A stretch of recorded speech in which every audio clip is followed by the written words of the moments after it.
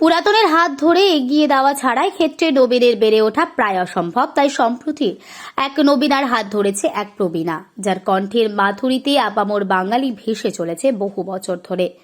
রবীন্দ্রনাথের গানের সমার্থক হিসেবে বলাই যায় শ্রাবণী সেনের নাম।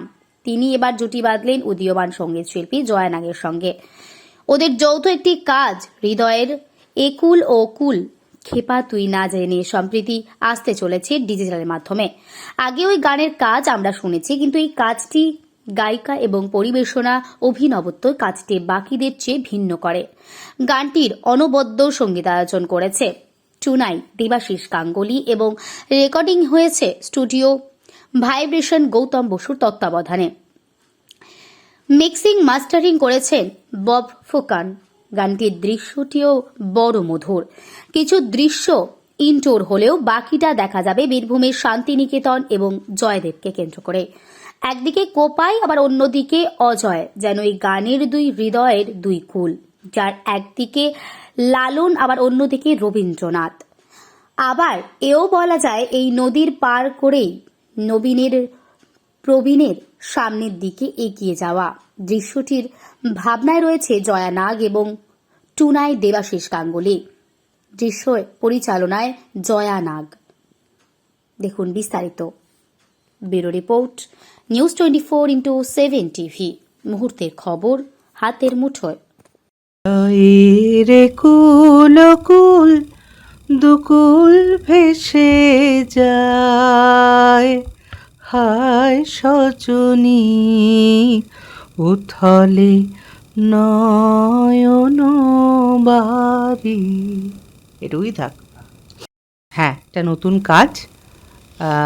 সব থেকে ভালো কথা হচ্ছে যে নতুন এক শিল্পী জয়া নাগ, ও আর আমি অবশ্যই টুনাইয়ের ভালো নাম বলবো না টুনাইয়ের তত্ত্বাবধানে আমরা এই জিনিসটা করলাম, এই কাজটা করলাম।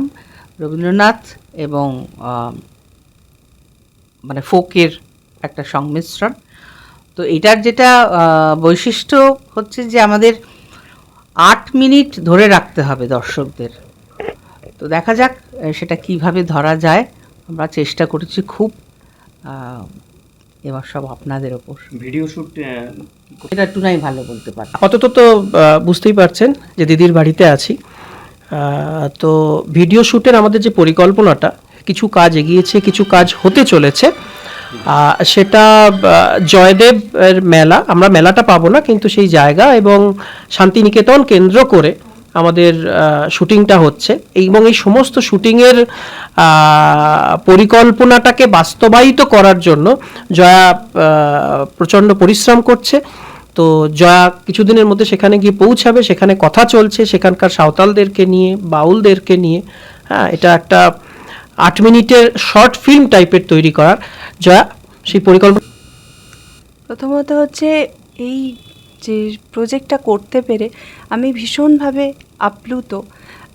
রবীন্দ্রসঙ্গীতে বাউলের একটা ভীষণ প্রভাব রয়েছে এবং কবিগুরুর এই গানে লালন গীতিকে সঙ্গে করে নিয়ে যে গানটি দিদি আমার সঙ্গে গেয়েছেন, দিদিকে প্রথমেই আমার আন্তরিক শ্রদ্ধা জানাই এবং টুনাইদাকে আলাদা করে কোনো কিছু বলার ভাষা আমার নেই, কারণ দাদা প্রথম থেকে আমার সাংগীতিক জীবনের পাশে ভীষণভাবে রয়েছেন। দাদার কাছে আমি বাংলা গান শিখি।